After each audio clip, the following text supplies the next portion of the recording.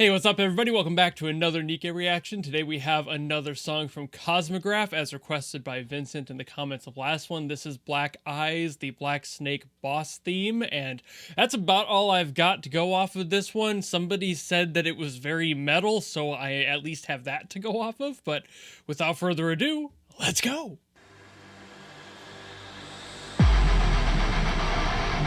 Oh, they were right.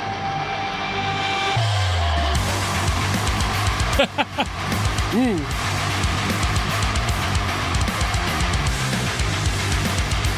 Ooh, okay.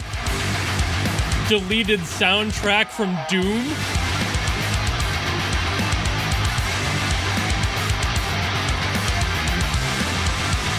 Ooh, ooh. Okay, Cosmo, chill out.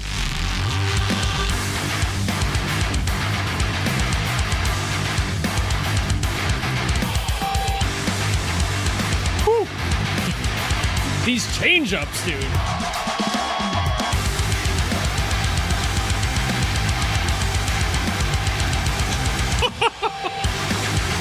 Dude. He's even doing the synth backing that they do for this Doom soundtrack. Like, me thinks this was very inspired. Won't hear me complaining about that.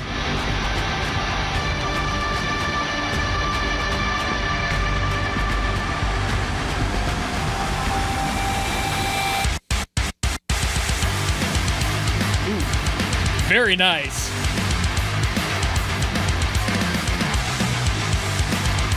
Those transitions, dude. Just changing up everything for like a measure. Time signatures. I barely know her. I'm sorry.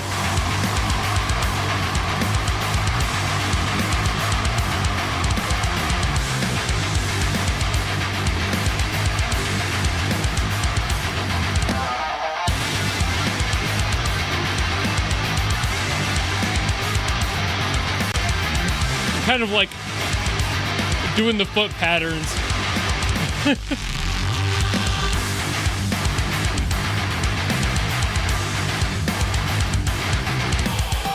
I'm actually kind of surprised he isn't perfectly matching with the chug on the guitar.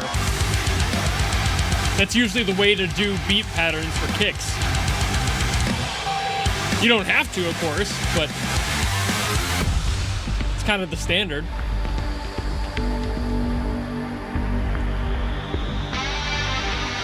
But I like that he's not. It's kind of keeping the different sections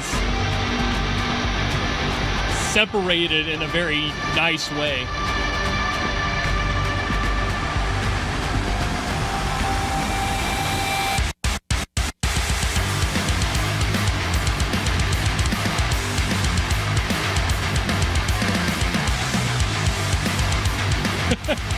I really do love that specific translation too.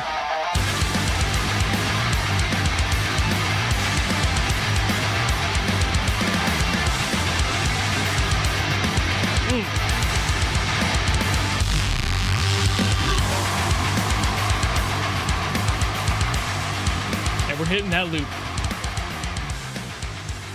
Yeah. Definitely the most Doom soundtrack thing I've heard out of this game so far. I can't believe we got NIKKE BFG edition before GTA 6. That was insane. Mick Gordon would be absolutely thrilled by hearing that. I'm not sure if there was that inspiration there, but it just sounded so similar in every approach to this song that I would be very surprised if this wasn't inspired by the more recent Doom soundtracks. This is insanely clean. Like I mentioned during the reaction, I'm actually kind of surprised at some points with the double pedal stuff and having that patterning in there that it wasn't perfectly syncing up with the rhythm guitar guitar, because that is the way that most people would do it. And he was doing that in quite a bit of this song, that like, and they were doing the boom, boom on the kick drum. So it's like, I know I'm using very technical terms there, so I hope you all can follow me, but like, that's how it's done usually. You follow it with that, but there were definitely parts in here where the kick was doing its own thing separate from the rhythm guitar. But I do really like that a lot. I like that approach because it makes the entire song feel a little bit more diverse, a little bit more broad. Like, yeah, matching things up, especially in the rhythm section, is kind of the way to do it. That's why it's called the rhythm section. Obviously, the drums, the rhythm guitar, the bass, they all tend to kind of follow the same rules and regulations around where the rhythm of the song is.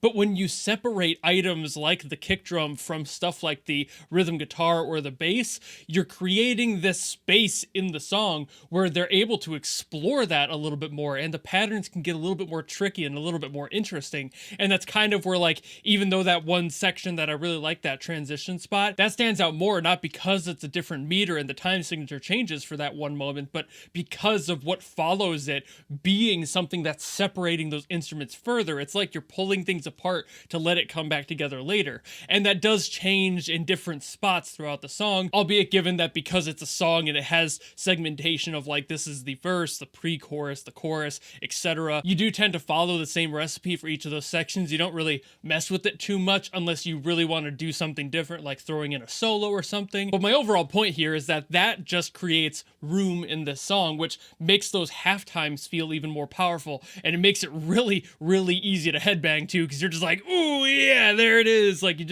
you kind of flow with it, and it creates this movement in the song that makes it so much easier to attract you as a listener. And obviously Cosmo has plenty of experience in basically all these genres. He nailed it on this one especially. I love his approach here, and again, if this isn't inspired by Mick Gordon's work on Doom, I would be absolutely impressed / surprised that it's not, because it's like, where did you get this? What band was the inspiration for this? Because there's no way you would just pull these sorts of things out of your ass, you know? Like, maybe it is Cosmograph, he's done some weird stuff before, maybe he's just that interested in changing up his game a little bit and not doing the same exact thing over and over again. Maybe the creativity is flowing that hard, but the written structure of this song is so reminiscent of that Doom stuff that I would be very impressed if it wasn't. But either way, an amazing song here. I know this might be a slightly shorter video because I didn't have much else to say on this one, but I hope you all enjoyed it nonetheless. If you have any other songs from NIKKE you want me to get to, by all means, leave them down in the comments below and I will do my best to get to them as always. And of course, if you just like this video and you want to follow me and support me for more stuff in the future,